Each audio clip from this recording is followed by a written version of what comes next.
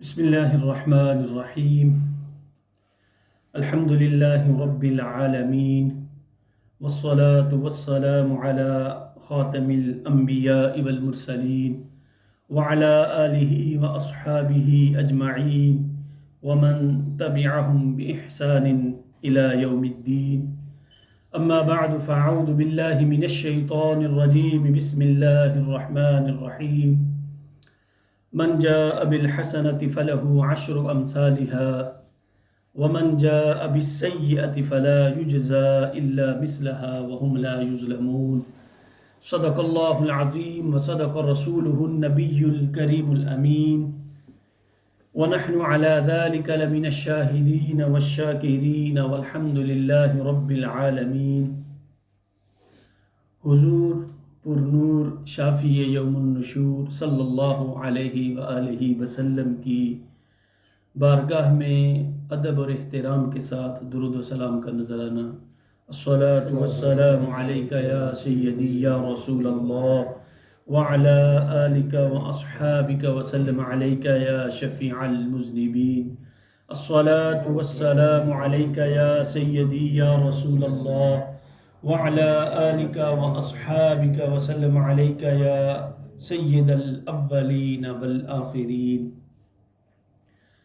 سامعین ذی وقار، اللہ رب العزت کا شکر ہے کہ ہم شعبان المعظم 1447 ہجری کے پہلے جمعۃ المبارک میں اس مسجد شریف کے معطر و منور ماحول میں حاضر ہیں.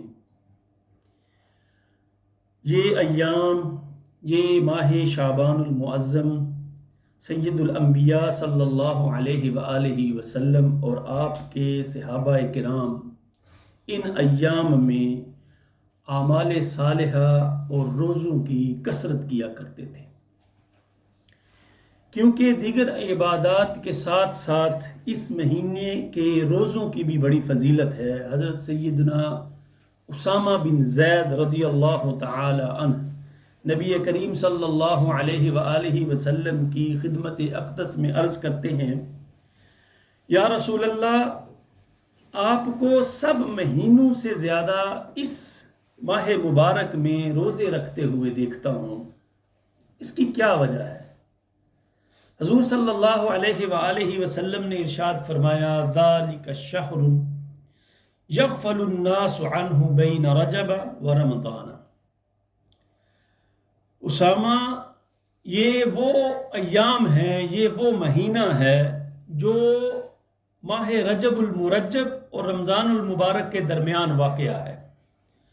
یغفل الناس، اس کی عظمت اور اس کی رفعت سے اکثر لوگ ناواقف ہیں.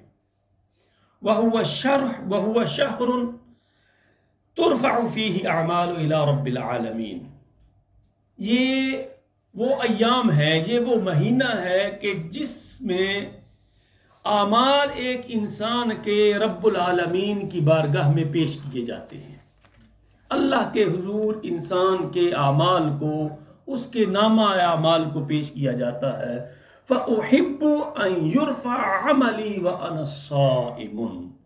اور میری یہ خواہش ہے، میں یہ چاہتا ہوں، جب بارگاہ سمدیت میں میرا نامہ اعمال پیش کیا جائے تو میں اس وقت روزے سے ہوں. محترم بھائیو، یہ ایام اللہ تعالیٰ کی طرف سے بندہ مومن کے لیے ایک عظیم عطیہ ہے، بلائیوں اور عطاؤں والا یہ مہینہ ہے.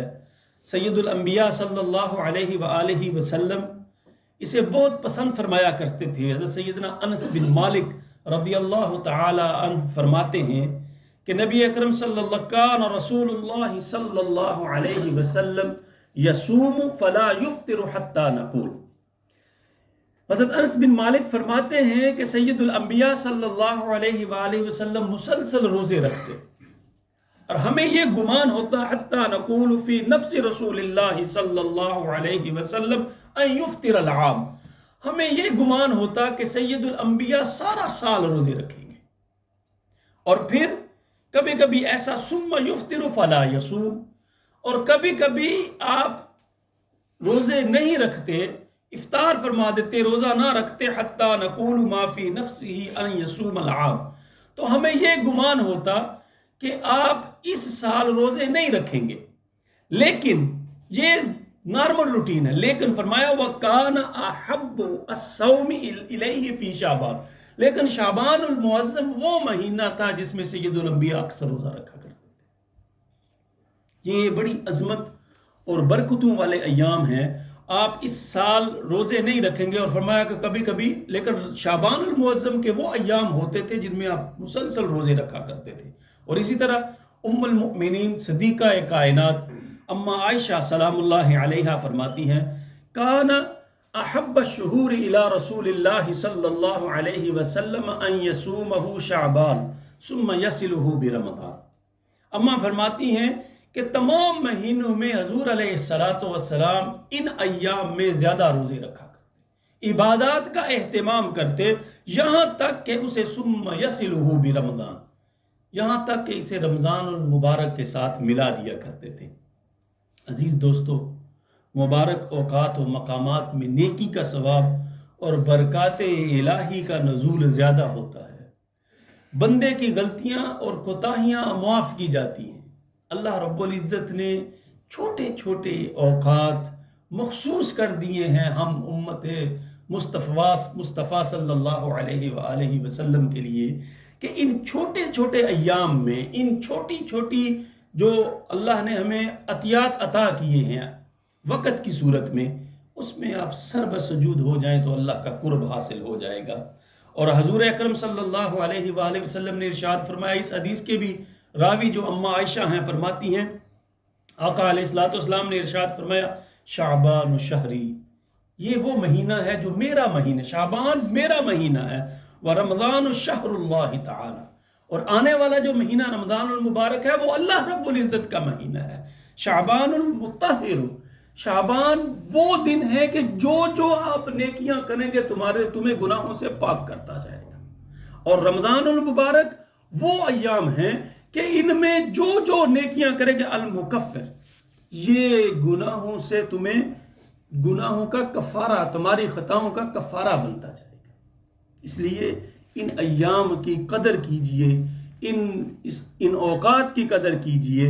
حضرت سیدنا انس بن مالک رضی اللہ تعالی عنہ بڑی خوبصورت بات فرماتے ہیں کہ سید الانبیاء صلی اللہ علیہ وآلہ وسلم نے ارشاد فرمایا شعبان شہری، شعبان میرا مہینہ ہے، فمن عظم شہر شعبان فقد عظم امری، جس نے اس مہینے کی حیا کی، جس نے اس مہینے کی عظمت کو برقرار رکھا، فقد عظم امری، گویا اس نے میرے حکم کی تعظیم کی۔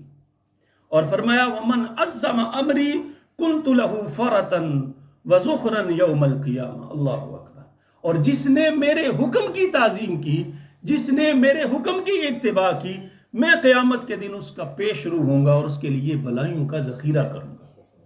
کتنی عظمت کی بات ہے۔ اور اسی طرح رمضان المبارک کے بعد آقا علیہ السلام نے فرمایا سب سے روزے کون سے افضل ہیں؟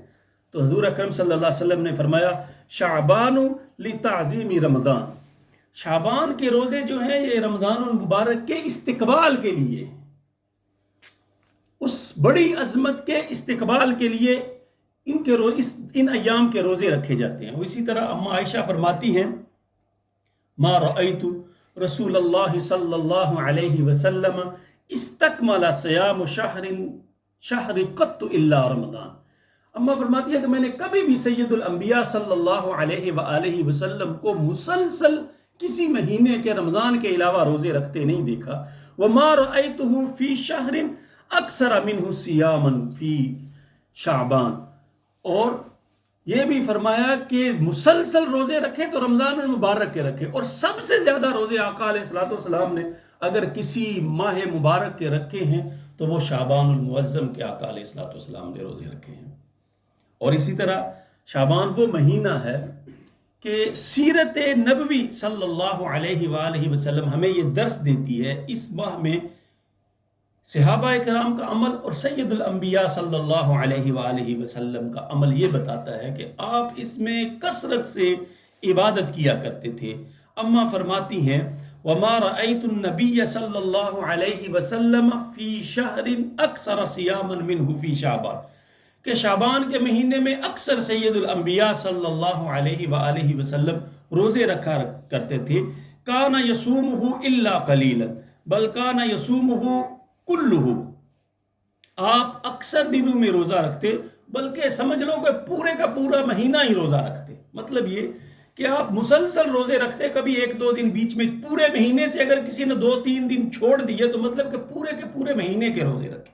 اما فرماتی ہیں کہ اکثر آقا علیہ الصلوۃ والسلام ان ایام میں روزہ رکھا کرتے تھے. اور اس ام سلمہ رضی اللہ تعالی ام المؤمنین فرماتی ہیں وما رأیت النبی صلی اللہ علیہ وسلم یصوم شہرین متتابعین، کہ کبھی بھی حضور علیہ الصلوۃ والسلام نے مسلسل 2 مہینوں کے روزے نہیں رکھے، لیکن الا شعبان و رمضان، لیکن میں نے دیکھا کہ آپ علیہ الصلوۃ والسلام نے رمضان المبارک اور شعبان المعظم دونوں مہینوں کے مسلسل روزے بھی رکھے ہیں. اور حضرت سیدنا انس بن مالک فرماتے ہیں ان ایام کی فضیلت کے حوالے سے، فرماتے ہیں آقا علیہ الصلوۃ والسلام نے فرمایا فضل رجب علی سائر الشہور کفضل القرآن علی سائر الاذکار. جو رجب المرجب کا مہینہ ہے وہ عبادت کے ایام ہیں کہ ان کی فضیلت ایسے ہے گویا دیگر اذکار کے اوپر قرآن کریم کی عظمت ہے. اور فرمایا وفضل شعبان علی سائر الشہور، اور یہ شعبان المعظم جو ہے اس کی فضیلت کو یوں سمجھ لیجئے کہ فضل محمد صلی اللہ علیہ وسلم علی سائر الانبیاء، جس طرح سید الانبیاء صلی اللہ علیہ وآلہ وسلم کو تمام انبیاء پہ فضیلت حاصل ہے، اس طرح اس ماہ مبارک کو دیگر مہینوں پہ فضیلت حاصل ہے. اور پھر فرمایا وفضل رمضان علی سائر الشہور، اور رمضان المبارک کے جو آنے والے ایام ہیں ان کی عظمت اور ان کی فضیلت یہ ہے کہ اس کو اس طرح سمجھ لیجئے کہ فضل اللہ تعالی علی عبادہ، جس طرح اللہ رب العزت کا مقام و مرتبہ اور فضیلت ہے اپنے بندوں پہ، اس طرح رمضان المبارک کے ایام کی فضیلت ہے اللہ کی بارگاہ میں. اور دوستو حضرت انس بن مالک فرماتے ہیں جب اس ماہ مبارک کا چاند نظر آتا تو صحابہ کرام قرآن کریم کی طرف متوجہ ہو جاتے، اپنے اموال سے، اپنے مالوں سے زکوٰۃ نکالتے، اور فقراء، تاکہ وہ فقراء اور مساکین اور جو رمضان المبارک کے غرباء روزے رکھنے والے ہیں ان تک ان کا مال پہنچ جائے. اللہ رب العزت نے قرآن کریم میں ارشاد فرمایا نا فَلَقْتَحَمَ الْعَقَبَةَ، بڑی ایک خوبصورت بات میں کہنے لگا ہوں. فرمایا کہ پھر وہ داخل ہی نہیں ہوا عمل خیر کی دشوار گھاٹی میں. وَمَا أَدْرَاكَ مَا الْعَقَبَةُ، اور آپ کو کیا معلوم ہے کہ وہ گھاٹی کیا ہے. آپ پہاڑ میں سفر کر رہے ہوں، ایک پہاڑ سے نیچے اترے، ایک میدانی علاقہ ہے، اس کو گھاٹی کہتے ہیں. پہاڑ سے اتر کے اس گھاٹی میں آنا بڑا مشکل ہے، اور اس گھاٹی سے گزر کے پہاڑ پہ چڑھنا بھی بڑا مشکل ہے. اور اللہ رب العزت نے یہ بات ہے نا کہ صحابہ کرام اپنے مالوں سے زکوٰۃ نکالتے، غرباء اور مساکین کو دیتے. قرآن کریم نے اس بات کو کہ اپنے مال کو غرباء پہ، مساکین پہ خرچ کرنے کو کتنا مشکل قرار دیا، یہ بڑا مشکل کا کام ہے. فرمایا فَلَقْتَحَمَ الْعَقَبَةَ، جو خیر کثیر کی گھاٹی ہے نا تم اس تک نہیں پہنچ سکتے. فرمایا تمہارے پاس دولت ہے، ظاہری نود و نماش کو حاصل کرنے کے لیے تم خرچ تو کرتے ہو، لیکن اللہ کی رضا کے لیے تم نہیں خرچ کرتے ہو. وما ادراک ما العقبہ، فرمایا وہ جو دشوار گزار گھاٹی ہے وہ تمہیں کیا پتا کہ وہ کیا ہے. فک رقبہ، وہ دشوار گزار گھاٹی یہ ہے کہ کسی کو غلامی سے چھڑا دینا. جس طرح وہ پہلے ہوتا تھا غلام ہوتا ہے، اس کو غلامی سے اپنا مال دے کے غلامی سے آزاد کر رہا. وہ سیدنا صدیق اکبر کا ہم نے واقعات پڑھے تھے کہ کس طرح اپنا مال خرچ کر کے غلاموں کو آزاد کیا کرتے تھے. اور دوسرا او اطعام فی یوم ذی مسغبہ، اگر کسی دن کسی وقت کوئی تنگ دست ہے، تنگی میں ہے، تو اس تنگی میں اس کو کھانا کھلانا جو ہے نا یہ وہ دشوار گزار گھاٹی ہوتی ہے دوست. اور پھر فرمایا فک رقبہ او اطعام فی یوم ذی مسغبہ یتیما ذا مقربہ،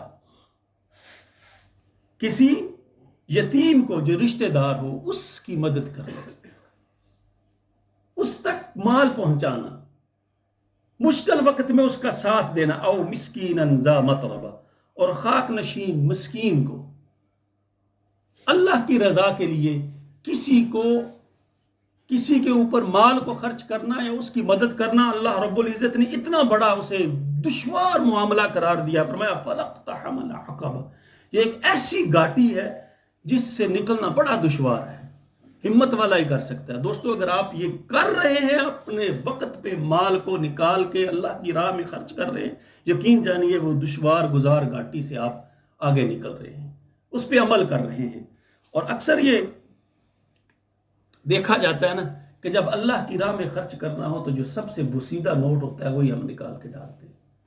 لیکن اللہ نے فرمایا لن تنالوا البر حتی تنفقوا مما تحبون، نیکی کی جو روح ہے نا اس کو تم نہیں پا سکتے جب تک کہ سب سے پسندیدہ چیز اللہ کی بارگاہ میں تم خرچ نہیں کرو. یہ ایام بڑی عظمت اور بڑی برکت والے ہیں، ان ایام کی قدر کیجئے. حضور غوث پاک رضی اللہ تعالیٰ عنہ نے ارشاد فرمایا نا ان ایام کی عظمت کو بیان کرتے ہوئے، فرمایا 3 احوال ہیں انسان کے، حالت گزشتہ، ماضی پاسٹ جو گزر چکا ہے، اور موجودہ حالت یہ ایام جن پہ آپ نے عمل کرنا ہے، اور آنے والا وقت جس کی آپ کو امید ہے. اور اسی طرح فرمایا یہ 3 مہینے ہیں. رجب تو وہ ہے جو گزر گیا، اب رجب گزر گیا وہ آنے والا نہیں ہے. کیا پچھلا رجب واپس آ جائے گا؟ کبھی نہیں واپس آئے گا. اور شعبان المعظم یہ وہ ایام ہیں جو گزر رہے ہیں، ان میں عمل کیجئے. اور رمضان المبارک کے ایام وہ ہیں جن کی آپ کو امید ہے اور پتہ نہیں ہے وہ نصیب ہوں گے یا نہیں ہوں گے. اس لیے ان ایام کی قدر کیجئے. اللہ رب العزت کے حضور دعا ہے کہ اللہ رب العزت ہمارے ظاہر و باطن کو تمام گندگیوں سے پاک و صاف فرمائے. اپنے حبیب سید الانبیاء صلی اللہ علیہ وآلہ وسلم کے ارشادات پر عمل کرتے ہوئے قرآن سنت کے مطابق اپنی زندگیاں سنوارنے کی توفیق عطا فرمائے. وآخر دعوانا ان الحمد للہ رب العالمین. سنتے ادا فرمائے.